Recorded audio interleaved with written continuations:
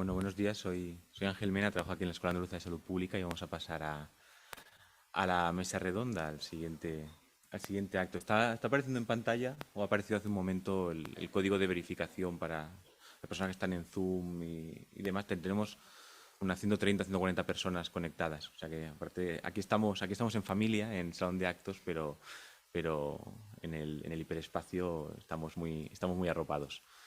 Y bueno, la verdad que es un placer y un gusto acogeros, ¿no? Y a acoger este evento aquí en la Escuela Andaluza de Salud Pública. Yo hablo como Escuela Andaluza de Salud Pública y también hablo como papageno, como miembro de la Asociación Papageno que preside Daniel López. Y en esta mesa precisamente vamos a estar todos miembros de Papageno, que como ha comentado también Daniel, es una asociación modesta, pero con mucho ímpetu, muchas ganas de hacer cosas y necesariamente tenemos que colaborar, tenemos que coordinarnos con otras instituciones, como es en el caso de este evento y como vamos a ver en esta mesa. Vamos a hablar sobre la responsabilidad de medios desde el aprendizaje hacia los retos futuros. De hecho, es una mesa de continuidad con lo que ha estado hablando hasta ahora Gabriel, que como se ha dicho, esperamos que siga participando en los eventos de Papageno, porque no solo es una autoridad en las ideas, también lo es en la práctica, ¿no? En cómo trabaja sobre el suicidio. Y nuestra intención es también hoy escuchar a tres autoridades, cada uno en su campo y en su desempeño diario, ¿no? Voy a presentar brevemente a cada uno y yo creo luego cada uno en 10-15 minutos exponéis, al final habrá preguntas. Llevamos un poquito de retraso con los tiempos, intentaremos ir ajustándolo antes de la entrega de premios que vamos a hacer. De hecho, somos 5, no es que nadie esté escondido, pero ahí somos 5 personas de Papageno, porque estamos Guillermo, Chisca, María, y también está Sonsoles, en Valladolid, que está en el Zoom moderando las preguntas. Y luego cuando haya el turno de preguntas, pues ella nos comentará qué es lo que se ha preguntado, se ha debatido dentro del chat. Así que animamos a quien está al otro lado de la pantalla a que mientras va surgiendo la ponencia, las ideas, los debates, que pongan sus comentarios en el chat porque los va a ir recogiendo Sonsoles de Valladolid. Sonsoles también periodista y una de las artífices del premio Periodismo Responsable, que es el principal motivo por el que estamos hoy aquí. El otro responsable y el motor de la iniciativa es Guillermo Córdoba Santos, que nos acompaña, ¿no? Que nos va a hablar precisamente de este proyecto, de los 2 años que lleva de experiencia. Él es en el proyecto, él es joven, pero sobradamente preparado y no solo con ganas, sino muy trabajado, porque lleva realmente. Esto lo decimos habitualmente. Del suicidio, pocos tenemos una dilatada experiencia. Yo empecé hace 5 o 6 años precisamente porque me llamaron de Almería el doctor Domingo Díaz del Peral, con el que hicimos un taller con la Asociación de la Prensa de Almería hace 6 años ya, sobre suicidio y comunicación, y ese es el tiempo que llevamos. Y aquí la mayoría lleva trabajando 3, 4, 5 años como mucho, ¿no? Guillermo lleva con este proyecto 2 años, con Papageno llevamos 3 años, pero de forma muy intensiva, y bueno, él nos va a contar cuál es su experiencia, su visión y cómo ve el desarrollo de cómo se comunica sobre suicidio. Junto a Guillermo también tenemos a María de Quesada, periodista, que viene de Valencia. Muchos la conoceréis, ella es autora de un libro magnífico de relatos sobre conducta suicida que se llama La Niña Amarilla. No solo publicó el libro, sino que además se ha creado una asociación llamada La Niña Amarilla, y entre otras actividades en torno a la sensibilización y la prevención del suicidio, además María nos va a presentar, en primicia y en exclusiva, nos va a comentar una guía precisamente de recomendaciones sobre cómo comunicar sobre el suicidio, sobre cómo tratar el suicidio, pero es una guía que va más allá de las habituales guías de recomendaciones que suelen ser, pues, si no fotocopias, si son en blanco y negro, muy parecidas unas a otras. Esta guía es más un proyecto colaborativo de empatía social, del que ahora María nos contará. Y nos acompaña también la vicepresidenta de Papageno, Sisca Morel, que viene de Palma de Mallorca.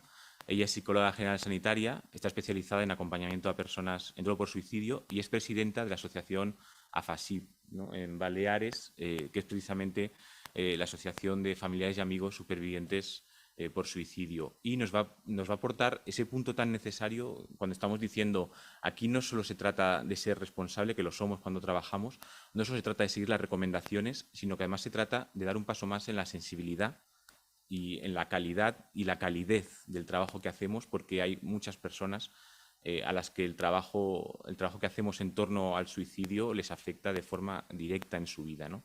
Y bueno, pues Chisca nos hablará creo que es de ese terreno fronterizo entre la información y la comunicación y el sufrimiento, la reconstrucción y la vida en general. Así que, sin más preámbulo, si quieres, Guillermo, abres el fuego.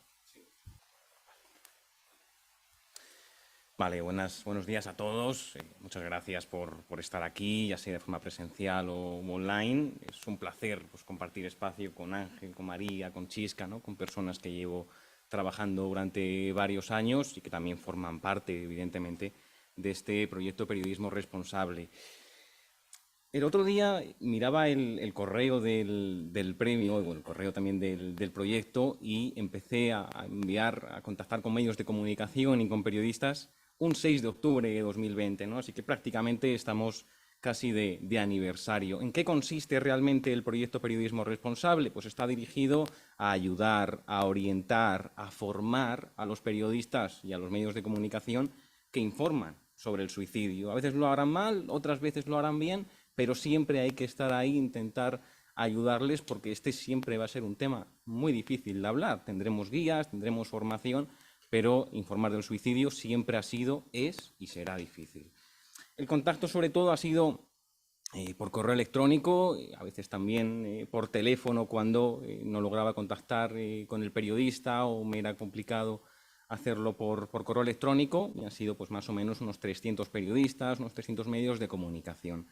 Aquí quiero hacer un paréntesis porque me parece muy importante por qué me pongo en contacto con los medios de comunicación, porque hay dos tipos de informaciones, ¿no? Por una está la información con errores, ¿no? Los periodistas que informan con detalles como pueden ser el método, el lugar, simplifican las causas, un intento de suicidio, un lenguaje sensacionalista, y están evidentemente las otras buenas prácticas, aquí hay unos representantes de ellas, que informan bien del suicidio. Es decir, todo depende de cómo informemos del suicidio. Si informamos de una manera sensacionalista, si aportamos demasiados detalles, si simplificamos las causas, podemos provocar un efecto contagio, ¿no?, en personas vulnerables. Pero si lo hacemos bien, y esta es la idea principal, podemos ayudar a salvar vidas, y ese objetivo del periodismo es maravilloso, ¿no? Ayudar a salvar vidas, ayudar a que una persona con ideas suicidas cambie su actitud y luche por la vida. Entonces,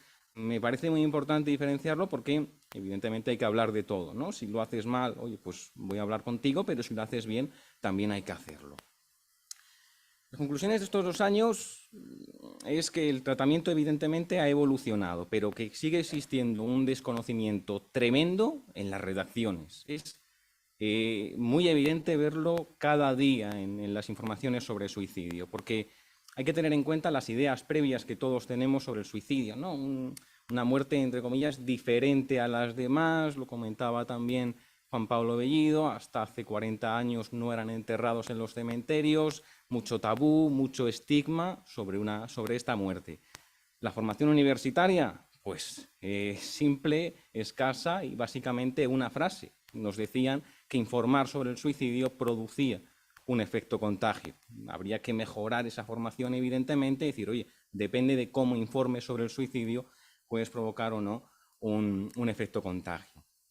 También influye, por supuesto, los libros de estilo. Hay algunos libros de estilo, pues me vienen a la cabeza el del Canal de Extremadura, el de RTV, también pronto será el del Mundo, que básicamente defienden que informar sobre el suicidio provoca un efecto contagio. Entonces, oye, pues hay que tener cierto cuidado con estas cosas, porque el periodista llega de la universidad, le están diciendo que informar sobre este tema provoca un efecto contagio, llega a la redacción, le dicen lo mismo, lee el libro de estilo, le dicen lo mismo, entonces evidentemente el periodista dice, pues mira, pues tendrán razón, ¿no? Mejor este tema me lo callo y mejor no informo sobre esto.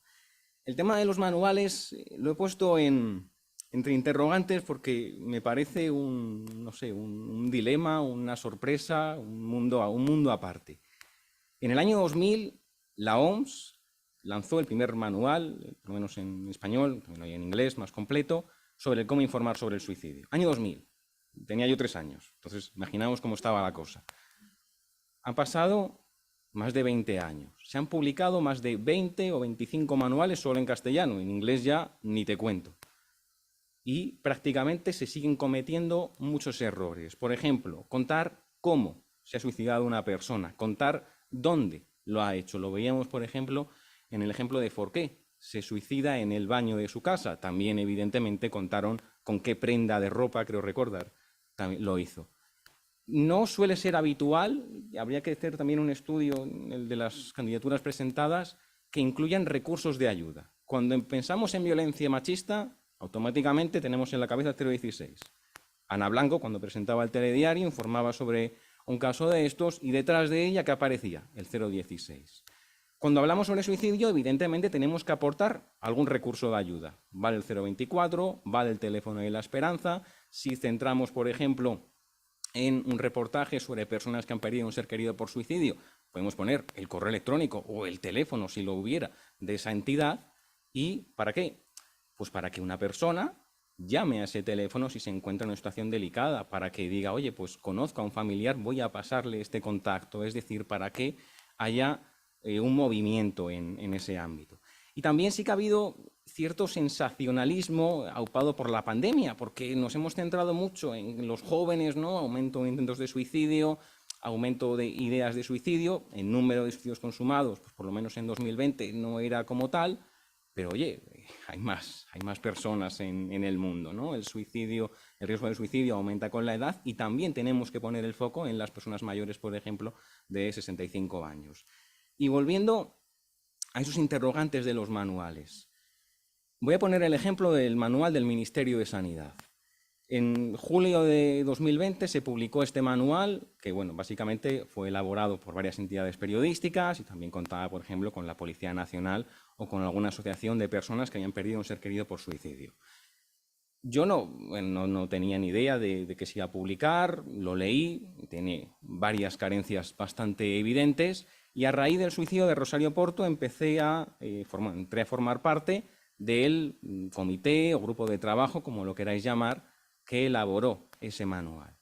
Pues recuerdo perfectamente que el 9 de diciembre de 2020, también el día 16, se nos pidió a los miembros de ese grupo que hiciéramos una especie de lista, ¿no? Y vamos a hacer diversas acciones para formar a los medios de comunicación. Era formación, por ejemplo, en las universidades, formación en los medios de comunicación, también elaborar infografías, actualizar el manual, que como digo, tiene carencias bastante evidentes, y ya está. Ese es el único correo y ese es el material que se ha hecho. Nada. Y a mí, que me gusta ser bastante irónico a veces, suelo decir que el manual del Ministerio de Sanidad está secuestrado en el Ministerio de Sanidad porque no se ha movido, no se ha presentado en público, no ha habido acción real de vamos a dar a conocer este manual a los periodistas, ¿no? Porque si tú no presentas en público el manual o lo difundes de vez en cuando, pues es imposible, ¿no?, que llegue a los periodistas, que evidentemente tampoco pueden saber de todo, ¿no? Es muy complicado informar sobre este tema. También aparece la incomprensión, ¿no? Porque lo comentaba muy bien María hace un rato con esa pregunta de la Guardia Civil, Policía Nacional, local, lanzan una nota de prensa a un intento de suicidio. Hemos salvado a esta persona en este punto concreto que se estaba haciendo esto.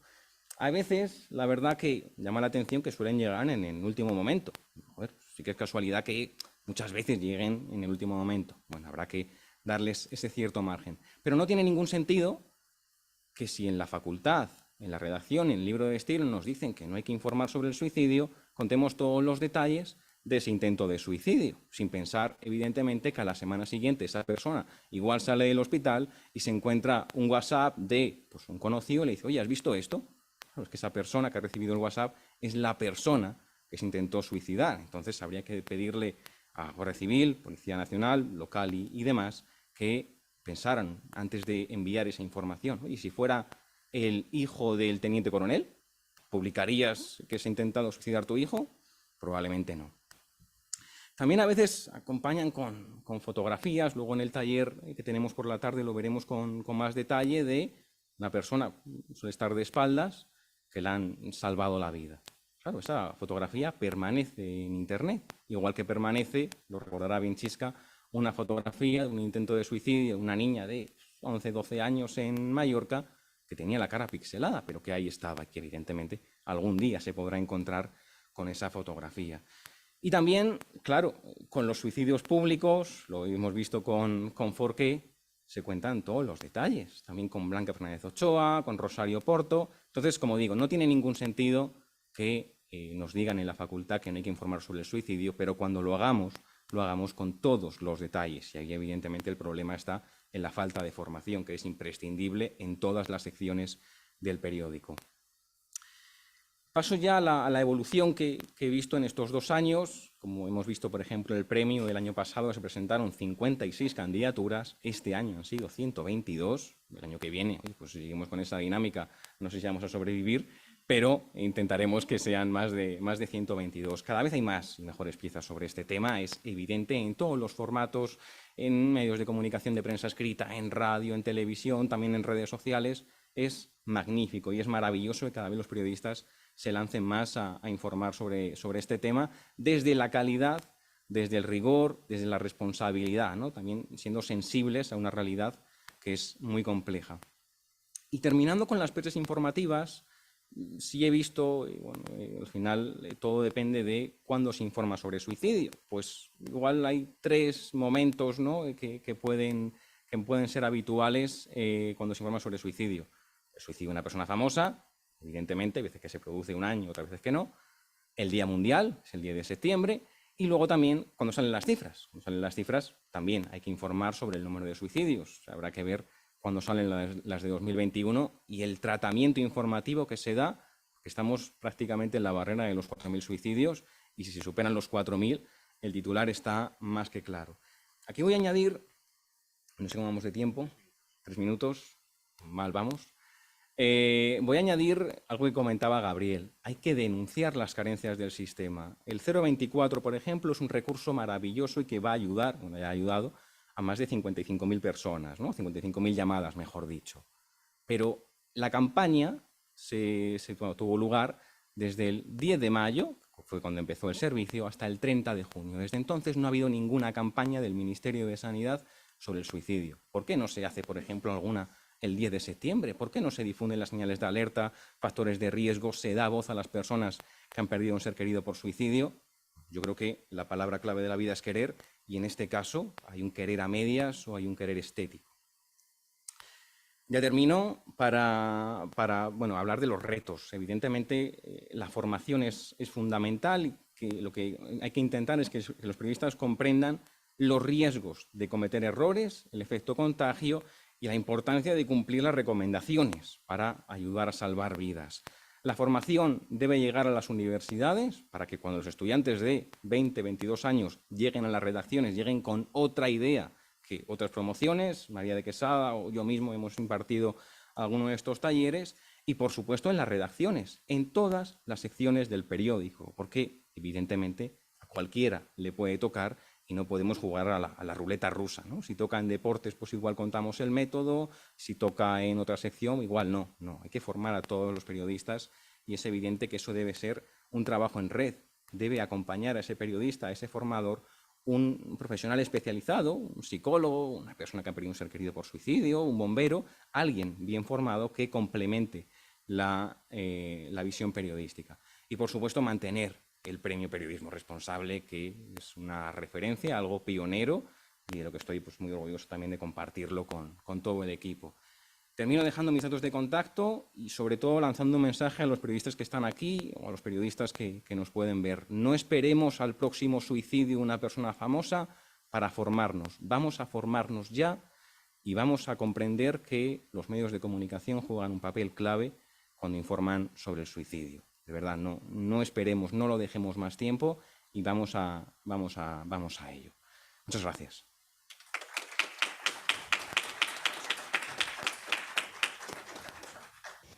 Bueno, muchísimas gracias. Gracias a toda la gente que estáis aquí y que nos escuchan también de manera virtual.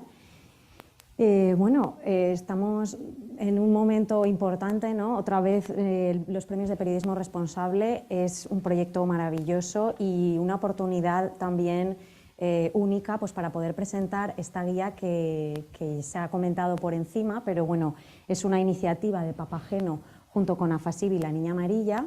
Sobre todo de decir que ha sido Daniel el impulsor desde Papageno, ¿no? Y el que más energía y digamos, motivación ha puesto para que luego el resto nos impliquemos. Y es verdad que es necesario un cambio, ¿no? Guillermo ha hablado un poco por encima de las guías que tenemos hasta este momento, no tengo mucho tiempo, así que voy a ir un poco rápida. Pero bueno, se llama En mis zapatos porque nuestra idea es que vaya más allá de ser una guía para periodistas, ¿no? Esto es un proyecto de empatía social. ¿Y eso qué quiere decir? Que nos tenemos que poner en la piel de las personas, ¿no? Cuando vamos a escribir, cuando vamos a entrevistar, cuando vamos a grabar y en el día a día. Entonces, hace poco estuve en un pueblo por motivos ajenos a La Niña Amarilla, pero bueno, canto en un coro y cuando acabó el concierto vino la alcaldesa del pueblo a darnos la enhorabuena y resulta que conocía a La Niña Amarilla, estas cosas que pasan. Y, oye, es que me gusta mucho vuestro trabajo de La Niña Amarilla porque conozco a Cristina, mi compañera de La Niña Amarilla. Claro, Valencia al final es pequeña y es que quiero ayudaros. Y yo me quedé, quiero ayudaros. Sí, quiero ayudaros, ¿qué puedo hacer para ayudaros? Y yo pensé, quiero ayudaros a La Niña Amarilla, quiero ayudaros a las personas que habéis sufrido conducta suicida, quiero ayudaros a las personas supervivientes del suicidio de un familiar, quiero ayudaros. ¿A quién quiero ayudar? ¿No? ¿A quién quiero ayudaros? Es como algo hacia otras personas, ¿no? Digo, entonces pensé, ya partimos, ¿no? de que con toda la buena voluntad al corazón de esta persona quería ayudar a alguien externo, cuando realmente lo que estamos haciendo aquí es ayudarnos todo el rato, ayudarnos como sociedad, ayudarnos porque hoy me pasa a mí, mañana te pasa a ti y nunca sabemos, ¿no? A quién le puede tocar y desde luego la empatía social pasa por ponernos en esa piel. Entonces toda esta guía va desde ese lugar y me hizo mucho reflexionar esa frase de la alcaldesa y yo pensé, ostras, sí, vamos a ayudarnos, ¿no? Vamos a cambiar ese concepto. Esta guía, por primera vez, habla del efecto Werther, que ha comentado Gabriel, y del efecto Papageno, Papageno, como se le llama a este personaje de la ópera de Mozart. Y no voy a extenderme en contar qué es cada cosa, pero estas son un poco las novedades que trae, ¿no? Esta guía desarrolla cómo podemos causar efecto preventivo y no efecto contagio. Habla de unas checklists que son fundamentales para que las personas que utilizan la guía sepan que tienen que, digamos, cumplir un mínimo de estas recomendaciones que son recogidas por la OMS, después por el Ministerio y después por muchas otras, incluso medios de comunicación. Hemos hecho pues, digamos, una serie de pautas que puedes tú mismo chequear como esto lo cumplo, esto lo cumplo, esto lo cumplo, porque es importante que haya ese mínimo. Y luego además añadimos el ponernos en la persona, ¿no? Añadimos esa sensibilidad que ya es un extra, que como también comentaba Guillermo, en los premios de periodismo responsable, la diferencia entre el año pasado y este es que ya no es solamente cumplir esas recomendaciones, es que además añadimos esa sensibilidad, añadimos esa otra visión desde otro punto de vista y que es fundamental. Cuando es noticia un suicidio, que es algo que ha hablado Gabriel, pero que normalmente es digamos que es lo primero que hemos de saber como periodistas y que no sabemos, unos conceptos teóricos y prácticos desde el punto de vista psicológico también, porque para eso la guía está formada por personas que son profesionales de la psicología y no solo periodistas, ¿no? Tenemos que estar, pues, complementarnos en lo que sabemos y en lo que no sabemos, y está dirigida a todas las personas. Estos conceptos teóricos, y esto sí que voy a ir fugaz, hablamos de mitos y sesgos que están instaurados en nuestra sociedad y es una manera, a través de la lectura, de entender de qué mitos hablamos y cómo podemos aprender a desmitificar, ¿no? Porque son creencias tan profundas y tan erróneas que a veces cuesta mucho de identificar y podemos hablar de muchos mitos, pero es que todos estos los hemos convivido con ellos, ¿no? Porque del suicidio no se ha hablado durante muchísimo tiempo. Factores de protección y factores de riesgo. ¿Qué nos puede llevar a una conducta suicida? Serían los factores de riesgo, y qué factores nos pueden proteger ante una conducta suicida. Y ahí los distinguimos como sociodemográficos, familiares, personales y sociales en los de riesgo, y en los de protección, familiares, personales y sociales también. Entonces, en este sentido, la guía también los desglosa y los explica, porque es necesario conocerlos. Las señales de riesgo, verbales y no verbales, que una persona puede estar dándonos y que nos permite reconocer que está sufriendo y que necesita ayuda. Y cuáles son los factores precipitantes y de estrés que nos pueden llevar al acto, ¿no? Digamos, a una conducta suicida, incluso al suicidio, y que muchas veces confundimos con la causa, ¿no? Esto es algo que los medios es muy habitual, la simplificación, como ha dicho antes Gabriel, de simplificar la causa, unirlo directamente. Una persona pues, la han desahuciado y se suicida, y ya unimos en el titular directamente esta persona, un suicidio por desahucio, o los desahucios llevan al suicidio, y esto es muy peligroso, ¿no? Porque siempre es multifactorial y nunca podemos reducirlo de esa manera, con lo cual puede ser un factor precipitante, ¿no? Un desahucio, quizás la gota que colma el vaso, a esa persona que trae ya un montón de otros problemas y de otras situaciones y de otras, digamos, complicaciones en su vida que quizás nunca llegaremos a conocer. Esa sería la primera parte de la guía. Toda esta parte como más teórica, más de entender, más de saber ante qué nos estamos enfrentando, ¿no? Cuando vamos a comunicar sobre el suicidio. Y en una segunda parte ya vamos a hablar del propio mensaje que estamos dando, ¿no? A las personas que nos leen o que nos ven o que nos escuchan. En esas recomendaciones partimos del objetivo del mensaje, ¿no? ¿Qué objetivos tenemos en el mensaje?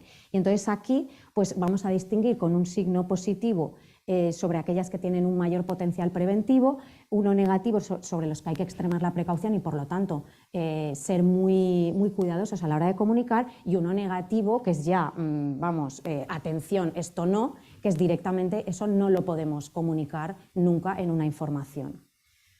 Y aquí, pues vamos, dentro de ese objetivo del mensaje, vamos a distinguir, ¿no? por contenidos cuando vamos a alfabetizar en suicidio con todos esos símbolos positivos, ¿no? Eso se trata de alfabetizar, de informar y de que la gente aprenda, ¿no? De incluso informar desde un punto de vista que las personas están aprendiendo cosas que les van a aportar en su vida. Estamos alfabetizando a la población.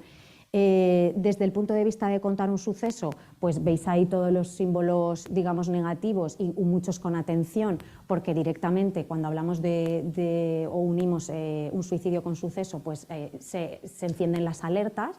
No se cuenta un suicidio, como muy bien ha dicho Gabriel, que es privado, ¿no? El 99% de los suicidios no se comunican cuando son privados, entonces ahí pues, se encienden las alarmas.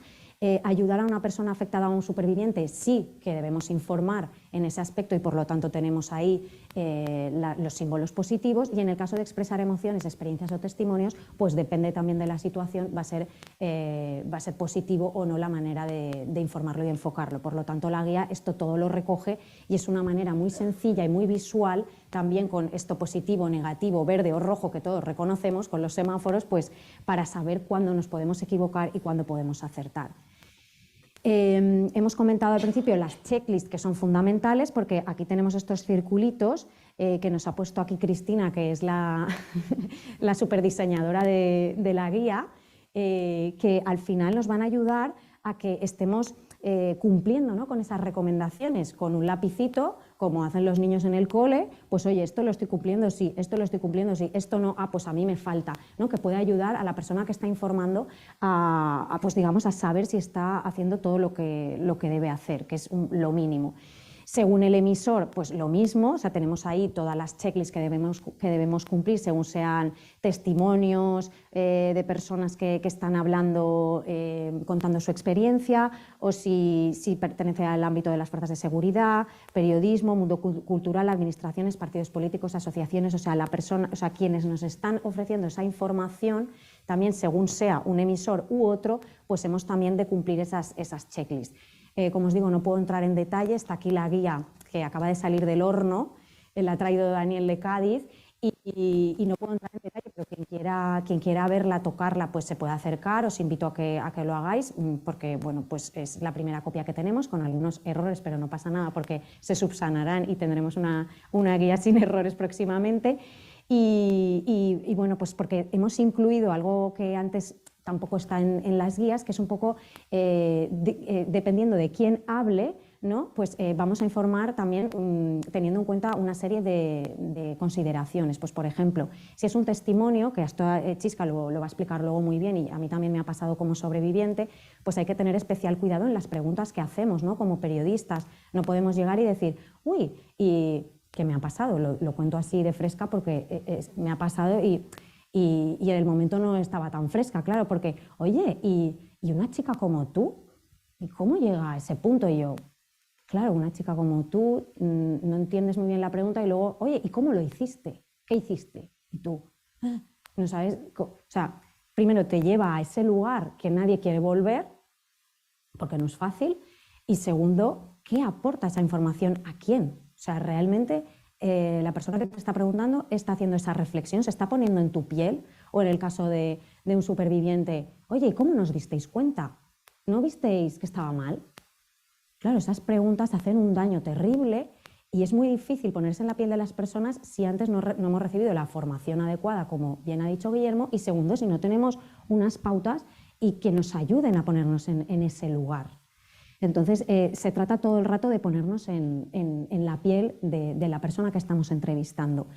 Después la guía pues incluye, antes de pasar a esto, que lo voy a ir corriendo también, incluye también el aspecto de los productos audiovisuales, también el cine, pues un podcast que por cierto hemos tenido un podcast maravilloso en el Premio de Periodismo Responsable y que invitamos a que cada vez se hagan más formatos diferentes, ¿no? Pues la radio, la tele, el cine, el teatro hablan de suicidio y es importante el cómo lo hacemos, ¿no? Una peli que no sé si se ha estrenado ya, Chisca, que hizo un director mallorquín, todavía no. Pues el director a mí me pasó, y a Chisca también, su guión para que lo leyéramos, porque estaba muy interesado en saber cuál era nuestra perspectiva, qué le podíamos aportar, en qué le podíamos ayudar en ese guión, ¿no? De cómo trataba él el suicidio desde el punto de vista de un producto cinematográfico, ¿no? Que va a llegar a la población en un formato audiovisual y el impacto que va a tener puede ser muy grande, entonces cómo lo contamos importa siempre. 3 minutos, pues nada, ya esto acabamos enseguida. Incluye también la guía cuándo es cuándo es noticia un suicidio, cuándo no, que ya lo ha comentado Gabriel, porque hemos utilizado obviamente su libro y sus pautas para escribir la guía, porque es la persona referente, digamos, que es la primera, ¿no? Que nos explicó cuándo es noticia un suicidio y cuándo no, que nadie lo sabía antes o nadie se lo había planteado. Un intento de suicidio no es noticia, esto es muy importante, y quizá discutible en algún caso muy concreto, pero la mayoría de los intentos de suicidio no tienen por qué ser noticia o no son noticia. Y aquí vemos ejemplos, ¿no? De salvan a un hombre que trataba de suicidarse en un árbol, la niña que intentó suicidarse tras ser acosada. Todo esto, al final, esas personas, si es un intento de suicidio, han tenido la suerte de sobrevivir y van a encontrarse esas informaciones de por vida colgadas en Internet, vídeos y prensa. Este es el famoso vídeo que os comentaba de cómo la policía de la Generalitat Valenciana explicaba desde dónde la persona se intentaba suicidar y cómo la salvaban, que es un producto audiovisual que sale de la propia administración, por eso de ahí que es importante que seamos conscientes y que en más foros lo hablemos para que cada vez aprendamos mejor que esto no se debe de hacer. Y realmente, volviendo al proyecto nuestro de empatía social y vuestro también, si fuera tu hija, tu madre o tu sobrino, ¿tú contarías eso en la televisión? O sea, si fuera la madre de este policía, la persona que se ha intentado suicidar, ¿lo contaría? Es que hay que ponerse en ese lugar para llegar al punto de no, es que no lo contaríamos. ¿Cómo crees que afectará la recuperación de esa persona saber que está en Internet el resto de su vida por haber intentado suicidarse? Pues al final es esto, ¿no? La importancia que tiene de plantearnos y reflexionar antes de comunicar. Para terminar, las recomendaciones según el canal de comunicación y según la persona receptora, tenemos si es en cara a cara, mensajería instantánea, y según la edad, la perspectiva de género y los grupos vulnerables. Esto también lo contempla la guía, que es algo también novedoso. Y siempre damos las líneas de ayuda y las asociaciones que existen, porque es fundamental para los periodistas que las comuniquen en sus informaciones, además de incluir nuestras propias asociaciones, que Papageno en concreto es pionera en ofrecer pues esa asesoría a periodistas, ¿no?, que necesiten pues saber si lo que están publicando es o no correcto, ¿no? Y La Niña Amarilla, por supuesto, también. Y nada más, siento la velocidad y la fugacidad, pero es lo que tenemos, así que Papageno, La Niña Amarilla y la Asociación AFASIV os damos las gracias por habernos escuchado. Aquí está la guía y esperamos que llegue a muchísimas personas y que la podáis utilizar, porque es una herramienta más que ojalá os sirva para que cada vez comuniquemos más y mejor desde el punto de vista de la prevención del suicidio. Muchísimas gracias.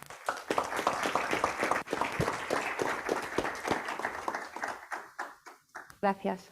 Yo me voy a quedar en horizontal porque voy a hablar de horizontalidad también y de la importancia de ello. A ver, lo que pasa es que no sé.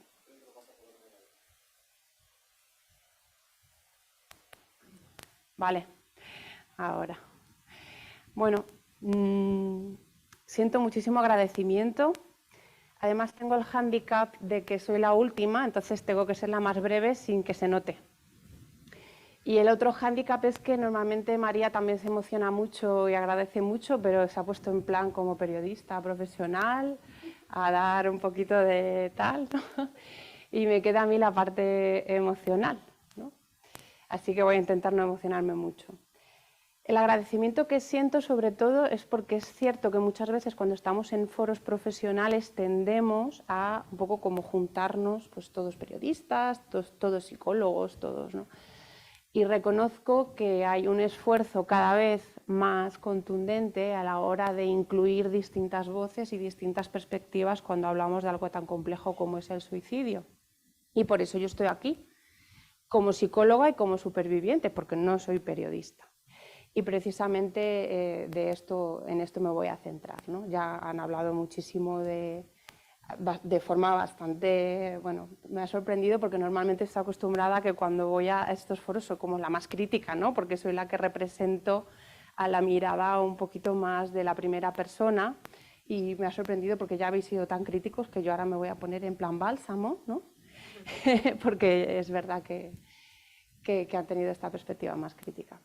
Bueno, el sentido de esta pequeña intervención es que tenemos muy claro, cada vez más claro a todos los niveles, que los testimonios en primera persona, bien conducidos, pueden ser muy preventivos, no solamente de cara a la población general, cuando les damos voz al proceso de reconstrucción vital, al proceso de superación después de un intento de suicidio, o también lo que queda después de un suicidio, dando voz a los supervivientes, como han dicho María, Guillermo y Gabriel. Es que la Organización Mundial de la Salud ya nos dice que el hecho de dar voz a estas historias tiene un potencial preventivo muy inspirador. Y en este premio Periodismo Responsable lo hemos visto, ¿no? Hay algunas entrevistas en las que se entrevista a personas que han pasado por esta experiencia, tanto por el duelo como por el intento de suicidio, y yo misma cuando las leía decía, wow, ¿no? O sea, qué bien, qué cambio que se está produciendo, ¿no? Antes había otras preguntas, como ha dicho María, ¿no? Y bueno, os he puesto un poco estas frases, que son personas que son referentes, la Organización Mundial de la Salud. A Gabriel le hemos escuchado ya en la ponencia de inauguración, y Carmen Sánchez también es una superviviente periodista, que también nos dice que la exposición de ejemplos de personas que han superado una crisis genera el efecto Papageno. El efecto Papageno es el que buscamos en estos premios, es el que buscamos las primeras personas, es el que buscamos las asociaciones de supervivientes, es el que buscamos los periodistas responsables. He preparado esta hoja del PowerPoint porque, de hecho, a mí muchas veces en Baleares, junto con Nicole, nos llaman un poquito para los periodistas, ¿no? Primero para proponer testimonios en primera persona, pero también nos llaman los testimonios en primera persona, porque no saben muy bien cómo lo pueden hacer. Al final estamos entrando en un mundo de mucha sensibilidad, en un mundo de muchísimo dolor. Y tenemos un poco, los profesionales que intervenimos, estamos como en medio, ¿no? Y claro, en esta hoja he intentado resumir lo que yo he visto estos últimos años, que me he dedicado un poquito a esto, tanto a acompañar a los periodistas o a los profesionales de la comunicación, como también a los testimonios en primera persona en este proceso de exponerse y de ver en un medio su historia, su imagen. Claro, a veces lo que han comentado, ¿no? A veces las imágenes que vemos son las que no nos gustan, pero nosotros lo que trabajamos es que las imágenes nos gustan, ¿no? Y en esta reflexión me he dado cuenta de que hablamos de dos mundos completamente distintos. Y cuando hay dos mundos completamente distintos que se juntan, pueden colisionar, porque de hecho hay una realidad que es que desconocemos muchísimo la realidad del otro. Pero no lo digo por la parte de los profesionales de la comunicación, ¿no? O sea, lo digo también por la parte nuestra. Las primeras personas desconocemos por completo los formatos de lenguaje periodístico, ¿no? Yo recuerdo que hace poco hemos tenido un evento en Baleares, ¿no? Y una de las críticas que hicimos desde la asociación fue que no se le había dado bueno, quizás la cobertura que nos hubiera gustado a nivel de medios de comunicación, ¿no? Y una de las cosas que me dijeron es: ¿has hecho una nota de prensa? Yo pensé, ¿pero qué es una nota de prensa? ¿No? O sea, hay un poco esta falta de conciencia por ambas partes de que yo no tengo ni idea de lo que es una nota de prensa. Y quizás a lo mejor me lo tienen que explicar. Tenemos que encontrar puntos en común, porque lo que queremos es colaborar. Si tú me explicas lo que es una nota de prensa, yo probablemente no la haga, pero se lo voy a pedir a Guillermo, que me la haga, ¿no? Que es el periodista que nos echa una mano a veces, ¿no? Pero bueno, son esos puntos en común que me doy cuenta de que hay un desconocimiento de la realidad del otro, en la cual yo no soy consciente del ritmo trepidante que está detrás del mundo de la comunicación, que es hoy para ayer, y que ese ritmo muchas veces condiciona los contenidos, y evidentemente eso es importante. Y en la parte de la comunicación tampoco es muy consciente de que nosotros vamos a otro ritmo, porque hemos pasado por algo tremendo y que lo queremos hacer muy bien, y a veces tenemos que pedir un asesoramiento, ¿no? Tampoco hay una conciencia, por ejemplo, de que las personas supervivientes o las personas sobrevivientes, ¿en qué otros foros nos hemos manejado? En profesionales, pues en los profesionales de salud mental.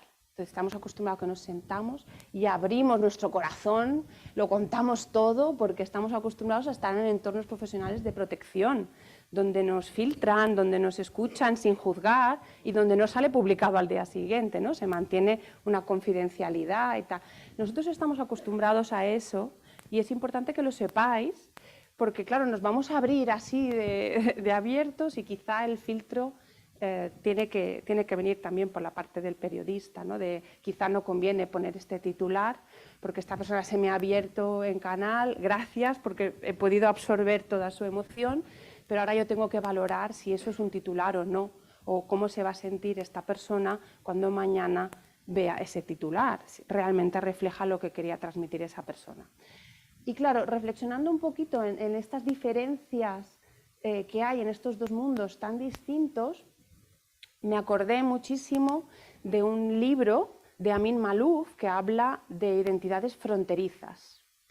Identidades fronterizas hace referencia a que las personas tenemos distintas pertenencias. Por eso decimos soy periodista y no he estudiado periodismo, o soy superviviente y no he perdido a alguien por suicidio, ¿no? Tenemos una tendencia como a identificarnos con nuestras pertenencias brutal, ¿no? Forman parte de nuestra realidad y nuestra vida. Cuando nos relacionamos con los demás, pues tenemos esas pertenencias aquí metiditas, ¿no? Y este señor, que ha estudiado mucho la diversidad cultural, nos habla de identidades fronterizas cuando en una persona coinciden distintas pertenencias.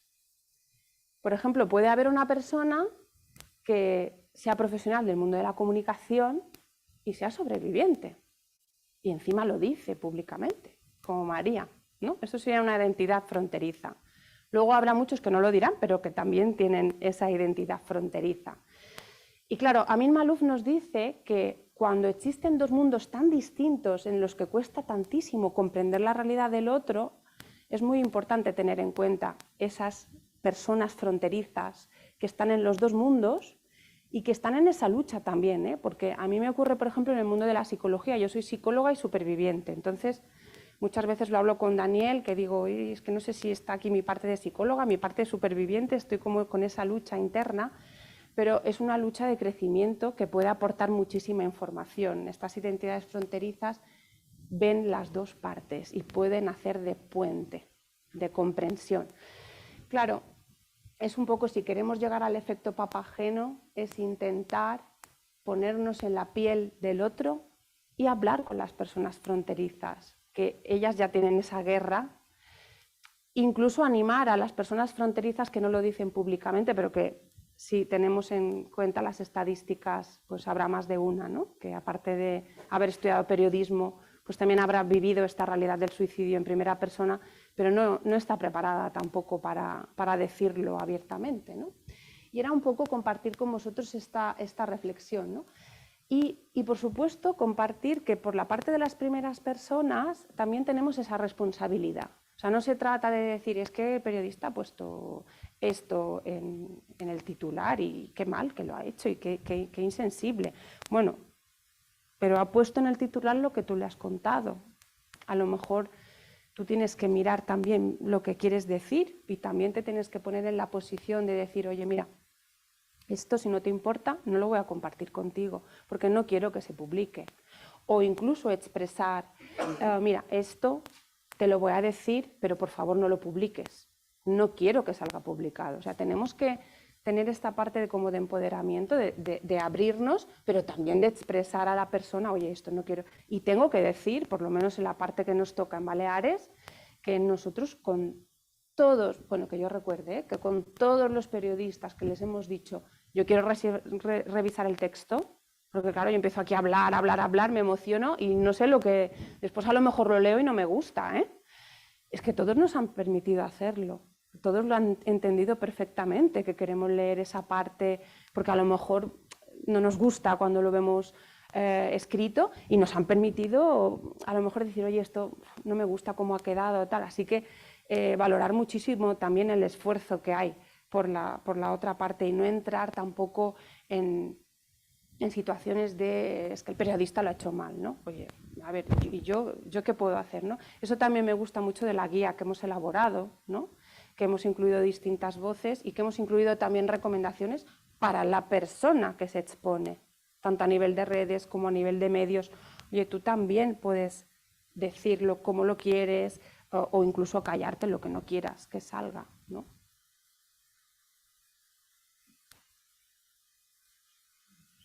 Ah, ya está. Bueno, y un poquito, pues nada, termino con un poquito de recomendaciones para permanecer en la frontera, que es un poco esa parte que... Porque sé que es complicado, sé que es muy complicado a veces salir de según qué dinámicas y yo apuesto por estar en la frontera más tiempo, ¿no? ¿Y cómo lo podemos hacer? Tanto nosotros que nos exponemos, nuestras historias, nuestras vivencias, que son bastante duras y bastante traumáticas en muchas ocasiones, y cómo lo pueden hacer también los periodistas en este acercamiento, pues, bueno, informa sobre tus pertenencias y tus límites, ¿no? Yo soy superviviente, yo soy psicóloga, esto me gustaría que no lo pusieras, o esto de aquí me gustaría que lo remarcaras. Mira, yo soy periodista y ahora mismo estamos haciendo un reportaje de esto en concreto. ¿Crees que puedes aportar tu testimonio sobre esto en concreto? Si nos contamos nuestras pertenencias y nuestros objetivos, es más fácil que lo hagamos bien y más rápido, que es tan importante en el mundo de la comunicación. No dudes en pedir asesoramiento experto si lo necesitas. Esto ya lo ha dicho Gabriel, lo dice Guillermo. Somos muchos los que nos hemos especializado en conducta suicida que estamos completamente disponibles a la hora de ayudar, de aportar testimonio, incluso de revisar si nos lo piden, y ya lo hemos hecho en varias ocasiones y vamos a seguir haciéndolo. Y es importante que contemos con ese asesoramiento, porque además desde Papageno lo estamos fomentando también. Otra cosa importante es la reflexión de ¿tenemos el mismo objetivo? Yo diría que sí. El objetivo es conseguir un efecto Papageno. Yo quizás a través de mi historia tengo que aprender cómo contarla para que sea preventiva. Y el periodista también, porque quiere ser responsable y quiere tener un efecto a nivel de salud pública. Así que sí que tenemos el mismo objetivo, eso no lo tenemos que perder de vista. Y por supuesto vamos a eliminar todos los detalles y vamos a centrarnos en los contextos, que suficientemente complejo es el mundo de la conducta suicida. Con el contexto ya tenemos más que suficiente. Así que, bueno, muchas gracias y espero que os haya gustado.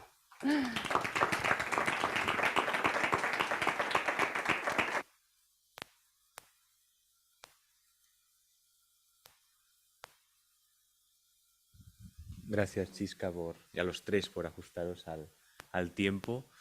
Haremos un turno de preguntas y conectamos también con Valladolid, con nuestra compañera Sonsoles, por si hay una pregunta del chat, alguien que haya comentado algo. Y antes quedó pendiente una pregunta de la charla de Gabriel, que no sé si se quiere retomar para estos ponentes.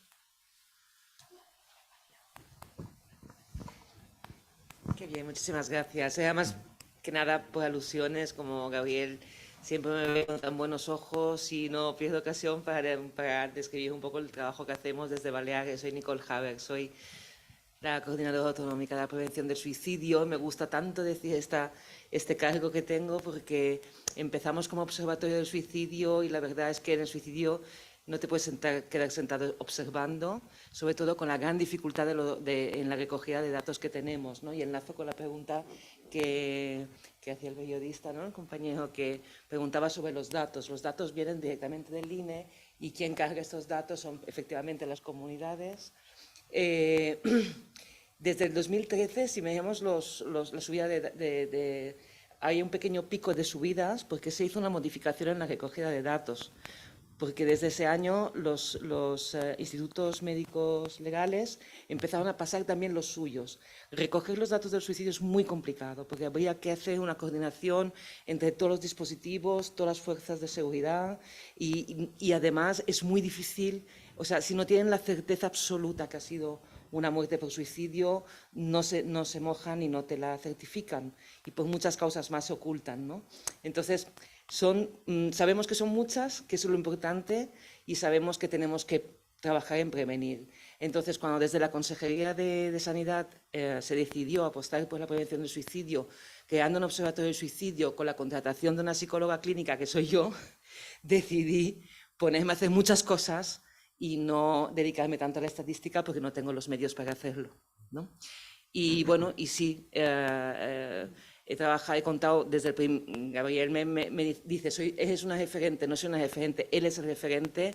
Yo siempre he contado con él para trabajar con vosotros, con los periodistas. Me siento honrada poder estar en un jurado compuesto por periodistas. Yo soy psicóloga y es un ejemplo, ¿no? Que tenemos que trabajar todos juntos en transversal, como dice Chisca, con la que trabajo mano a mano desde el primer minuto.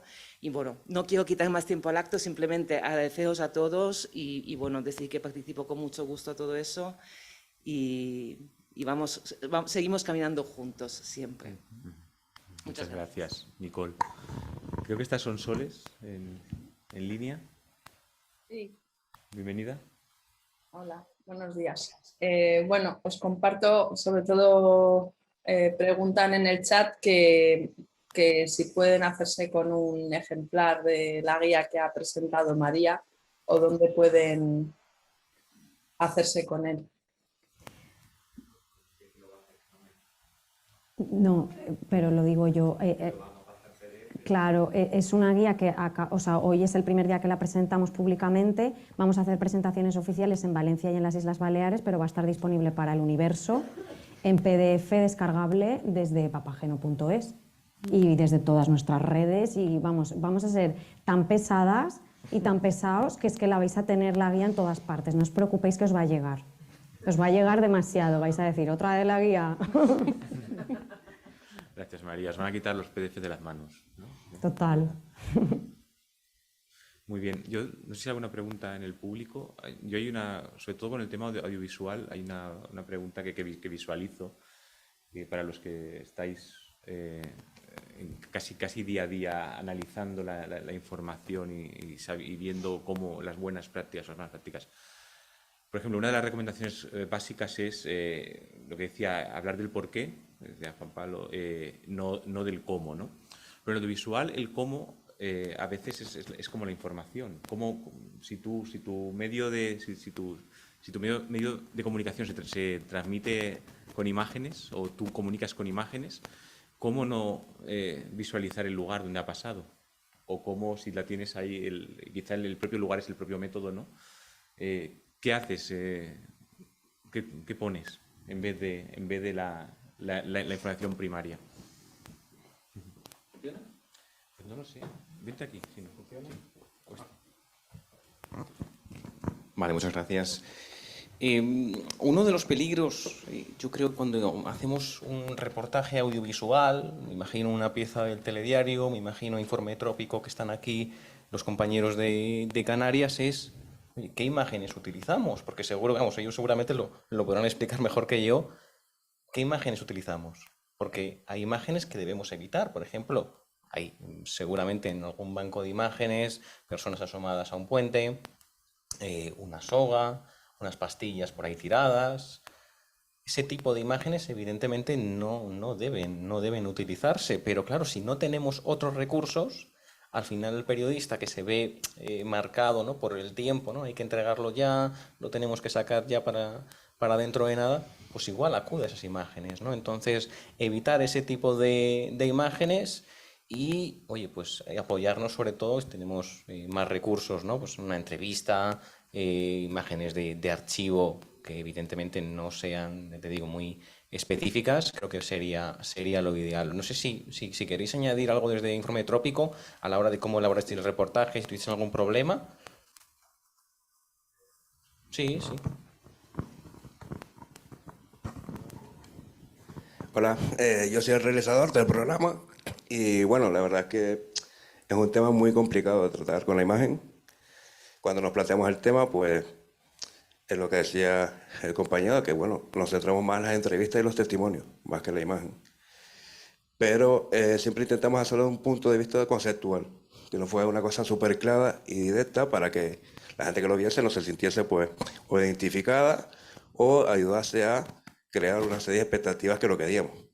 Entonces, básicamente lo que intentamos fue trabajar con el concepto, con ideas que no fuesen muy claras y sobre todo con los testimonios de las personas, que fue lo importante del programa, ¿no? Trabajar mucho también con las ubicaciones. Una ubicación de una entrevista también dice mucho.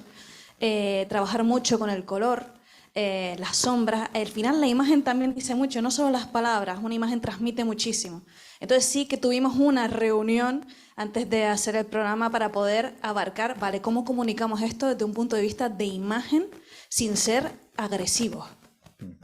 Y sin incomodar a la persona también que lo vea y sin incomodar a las personas que nos hablen de esto. Es muy difícil, la verdad. Es bastante complicado. Ya tuvimos muchas reuniones, no solo fue una, sino...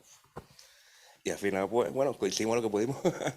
Y creo que al final se consiguió más o menos transmitir lo que intentábamos, que es esperanza, ¿no?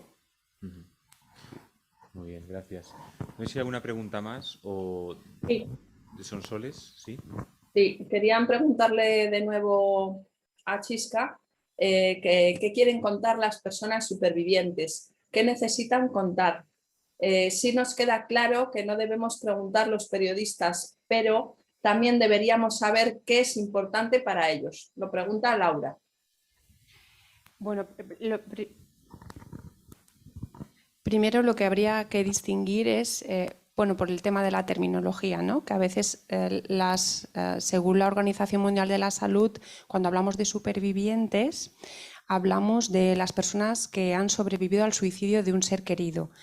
y para distinguirlos un poco, aunque tampoco lo veo yo tan necesario e importante, de los sobrevivientes, que son los que han sobrevivido a un intento de suicidio. Entonces son dos realidades muy, muy distintas y no sé a cuál de las dos se refiere, pero en cualquier caso sí que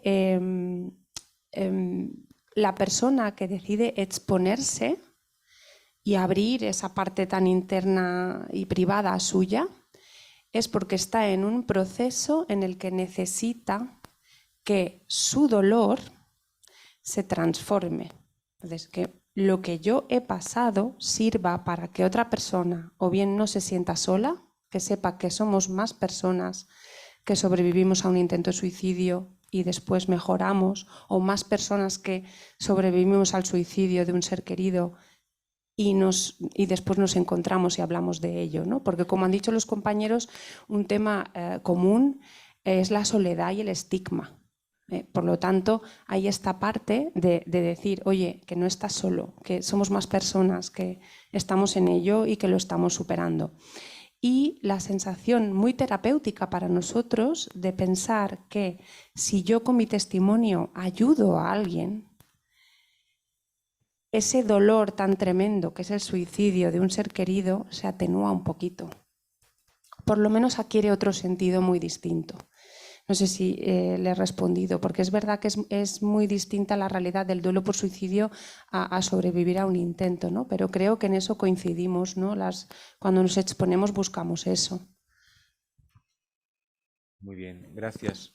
Si no hay preguntas en la sala, vamos a pasar al siguiente, a la siguiente parte, que ya va a ser la entrega de premios de periodismo responsable. Decir que las personas que estamos aquí en Granada, en la Escuela Andaluza de Salud Pública, vamos a continuar el debate después de la entrega de premios en el taller para periodistas que hacemos en colaboración con el Colegio Profesional de Periodistas de Andalucía, a quien agradecemos la colaboración en toda la jornada y en todo el acto. De hecho, el decano Juan Pablo Villo nos va a acompañar ahora en la entrega de premios. También agradecer la colaboración de Janssen, ¿no?, que ha hecho también posible pues, todo el entramado de esta jornada. Y para pasar a la entrega de premios, bueno, agradecer a Chisca, a Guillermo, a María, la niña amarilla. Quien está en virtual, el taller es solo presencial, pero cualquier duda, cualquier inquietud, por favor, contactad con nosotros. Contactad con AFASIP, con Chisca, contactad con Papageno a través de Guillermo, de Sonsoles, de Daniel, mío.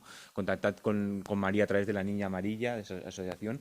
Contactad con la Escuela Andaluza de Salud Pública y estamos a total disposición para construir juntos esa empatía social y ese periodismo responsable, del que ahora hablaremos de los premios, y va a hacer una pequeña introducción Guillermo, ¿no?, en la que nos va a dar las claves de cómo ha ido este año el concurso, aunque bueno, ya se han dado algunas, y pasamos ya a la entrega. Así que, Guillermo, cuando quieras. Bueno, muchas gracias a los ponentes.